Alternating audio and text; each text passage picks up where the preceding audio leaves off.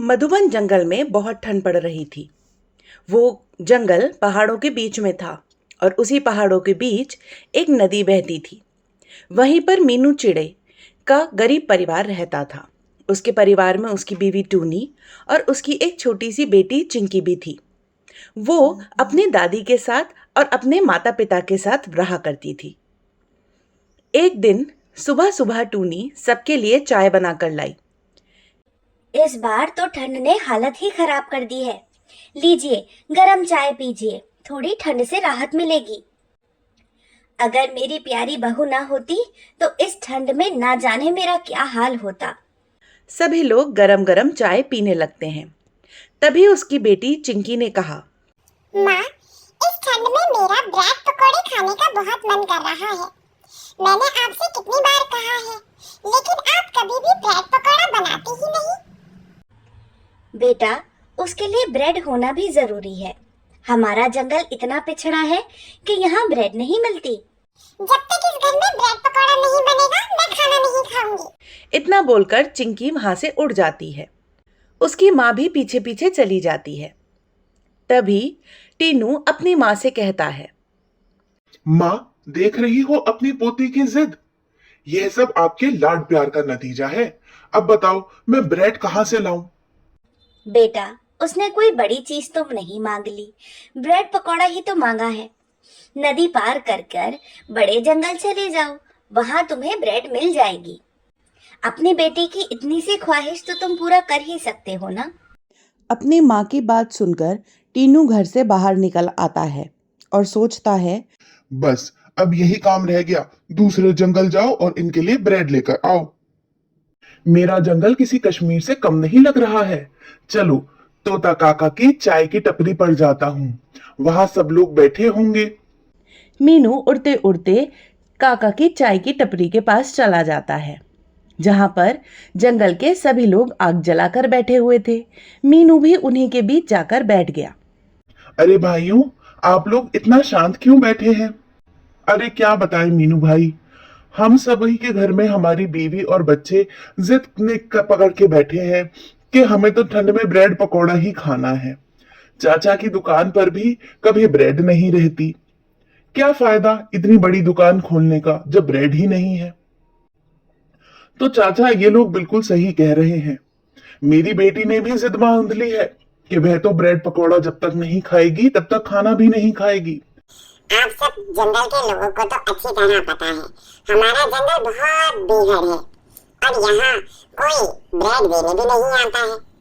हमें ही नदी पार करके बड़े जंगल जाना पड़ेगा। लेकिन नदी पार करना खतरनाक हो सकता है। पहाड़ों से बर्फ की चट्टानें गिर रही हैं। इसमें उड़ना खतरे से खाली नहीं रहता।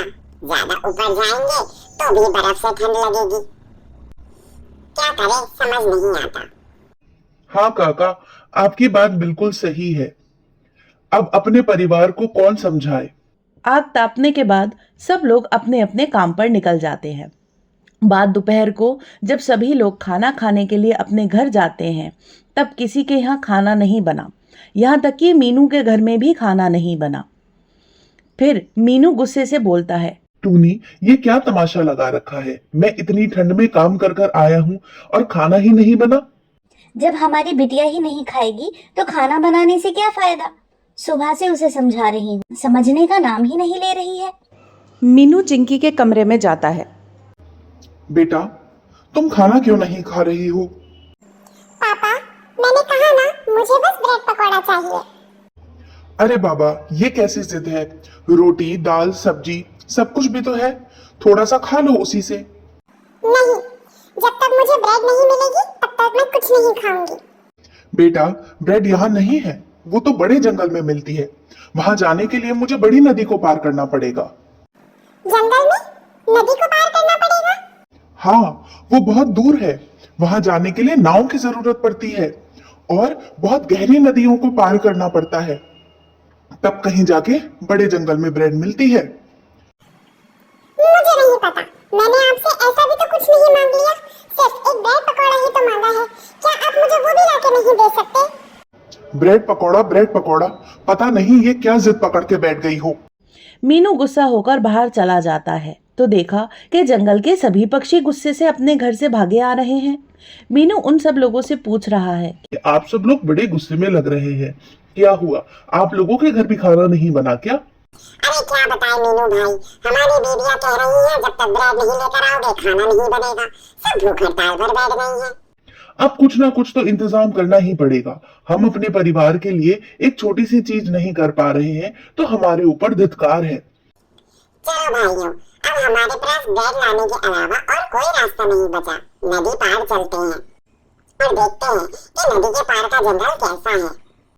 एक साथ सारे पक्षी नदी के किनारे पहुंच गए। वहां एक नाव तो थी, लेकिन नाव चलाने वाला ही कोई नहीं था। अरे यार, इतनी ठंड में यहाँ खड़े खड़े जम ना जाएं। जल्दी कुछ करना होगा। हाँ, पर क्या करें? नाव तो है पर उसे चलाने वाला कोई नहीं। क्या हम खुद नाव चला सकते हैं? और अगर नदी के बीच में उलट गई तो? भाई, इतनी ठंड में नहाने का कोई इरादा नहीं है। तो फिर क्या करें? वापस लौट जाएं? अरे नहीं यार, आगे जाना जरूरी है, वरना घर पे भूख हड़ताल झेलनी पड़ेगी इस ब्रेड के चक्कर में। बस क्या बताएं, हम तो फंसी गए। चलो, फिर तो हमारे पास और कोई रास्ता नहीं बचा। हमें उड़कर ही नदी पार करनी पड़ेगी। चलो भाई चलो, एक काम करते हैं, उड़कर ही जाते हैं। तो उनके पास ठंड में उड़कर जाने के अलावा और कोई रास्ता नहीं बचा। सभी के सभी लोग उड़ने लगे और बहुत मुश्किल से नदी पार करने की कोशिश कर रहे थे। वहां तेज तेज हवाएं चल रही थी, उड़ने में बहुत ही तकलीफ हो रही थी, लेकिन फिर भी लड़ झगड़ के और मेहनत कर कर वो नदी के दूसरी तरफ पहुंच ही गए। अब वो बड़े जंगल के अंदर थे और मार्केट में ब्रेड खरीदने की कोशिश कर रहे थे। सभी ने एक मजबूत पॉलिथीन में ब्रेड रख ली, क्योंकि उन्हें डर था कि अगर ब्रेड नदी में गिर गई तो भी नुकसान हो जाएगा और ना ही घर पहुंचकर किसी को यकीन दिला पाएंगे कि उन्होंने ब्रेड ली थी। वो लोग दोबारा नदी के किनारे आ गए, लेकिन तब तक सूरज ढलने वाला था। हमारी मेहनत का फल हमें मिल गया। रात होने से पहले हमें अपने जंगल पहुंच जाना चाहिए, नहीं तो खतरा बढ़ सकता है।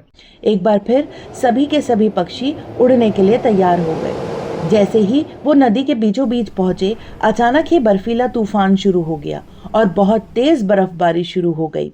पत्थर के बड़े बड़े टुकड़े नदी में गिरने लगे और हवा इतनी तेज हुई कि उड़ना बिल्कुल ही मुश्किल हो गया। तापमान इतना कम हो गया कि नदी के ऊपर वाला हिस्सा भी बर्फ से जम गया। सभी पक्षी बहुत मुसीबत में फंस गए और उन्हें लगा कि अब वो पहुंच नहीं पाएंगे। सभी का परिवार उनका इंतजार कर रहा था। काफी रात हो गई थी, लेकिन किसी का भी पति घर नहीं आया था। मीनू का परिवार भी परेशान हो गया। माँ जी, काफी रात हो गई है, अभी तक वह घर नहीं आए। बहू, जरा जाके तोता काका की दुकान पर तो देखना, क्या लोग वहीं बैठकर गप्पे तो नहीं मार रहे होंगे। टूनी उसी वक्त उड़कर तोता काका की दुकान पर चली गई। वहां तोता काका अकेले ही बैठे थे। धीरे धीरे वहां जंगल की सभी औरतें इकट्ठी हो गईं। काका, हमारे पति आज यहाँ नहीं आए क्या? क्या आपके भी पति नहीं आए? हाँ, मेरे भी पति अभी तक घर नहीं आए। मेरी दुकान पर आया ही नहीं कोई आज। सबके सब मुझे लगता है नदी पार करके बड़े जंगल से ब्रेड लेने गए होंगे, क्योंकि सभी के मर्द इसी बात से परेशान थे। क्या सभी के सभी पक्षी इसी बात से परेशान थे? यह सुनकर सभी औरतें हैरान हो गईं। तभी टूनी ने कहा, अगर वो लोग ब्रेड लेने गए होते तो अब तक आ गए होते।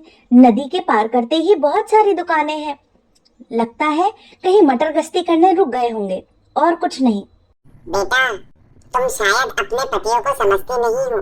आदमी सिर्फ एक ब्रेड की वजह से इतना परेशान थे, जैसे सब कुछ लुट गया हो उनका। चलो नदी के पास चलकर देखते हैं, कोई ना कोई वहाँ पर होगा जरूर जो हमें बता देगा।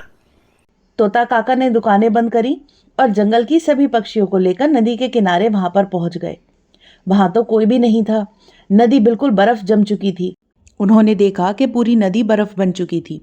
तभी अचानक तोता काका ने देखा कि नदी के अंदर से कोई बर्फ हटाने की कोशिश कर रहा है। तोता काका नदी के ऊपर भागते हुए वहां तक पहुंचे तो देखा कि सभी के आदमी बर्फ के नीचे दबे हुए थे। अब तो नदी बर्फ बन चुकी थी, इसलिए सभी औरतें भी नदी के ऊपर पहुंची। तोता काका के पास आकर देखा तो सभी के पति बर्फ के नीचे दबे हुए थे और बाहर निकलने की कोशिश कर रहे थे। यह देखो, तुम सबके पति यहाँ बर्फ के नीचे दबे हुए हैं। अरे हमें जल्दी कुछ करना होगा। हम सबकी जिद की वजह से आज हमारे पतियों की यह हालत हुई। हमें ब्रेड पकौड़ा खाने की जिद नहीं करनी चाहिए थी। लेकिन चिंता मत कीजिए, हम सब मिलकर आपको बचाएंगे। बहनों, जल्दी चलो, अपने अपने घर से हथौड़े और फावड़े लेकर आते हैं। सभी पक्षी दौड़कर अपने घर गईं और वहां से औजार लेकर आई। उन्होंने तोता काका के साथ मिलकर बर्फ को तोड़ने की कोशिश करी और किसी तरह बड़ी मुश्किल से अपने पतियों को बाहर निकाला। आप ठीक तो है ना? ये लो ब्रेड। हमें कुछ भी हुआ हो, लेकिन हमने ब्रेड को कुछ नहीं होने दिया। यह अभी भी सुरक्षित है। तोता काका सभी जंगल वालों को अपनी दुकान पर लेकर आ गए। उन्होंने आग जलाई और कहा कि तुम लोग यहाँ पर बैठकर आग ताप लो, वरना बीमार पड़ जाओगे। बर्फ की वजह से पूरा शरीर अकड़ गया है। सभी लोगों ने अपनी अपनी ब्रेड तोता काका की दुकान पर रख दी। सबके बच्चे और मीनू की माँ भी वहां पर आ गए और तोता काका ने उन्हें सारी बात बताई। पापा, आज के बाद मैं कभी जिद नहीं करूंगी। उसके बाद सभी लोगों ने तोता काका की दुकान पर ही सबके लिए ब्रेड के पकौड़े बनाए और वहीं पर बैठकर खाने लगे। तो आपको हमारी ये कहानी कैसी लगी हमें कमेंट करके ज़रूर बताएं। और अगर आपको हमारी ये कहानी अच्छी लगी हो तो हमारे चैनल को लाइक, शेयर और सब्सक्राइब करना ना भूलें। धन्यवाद।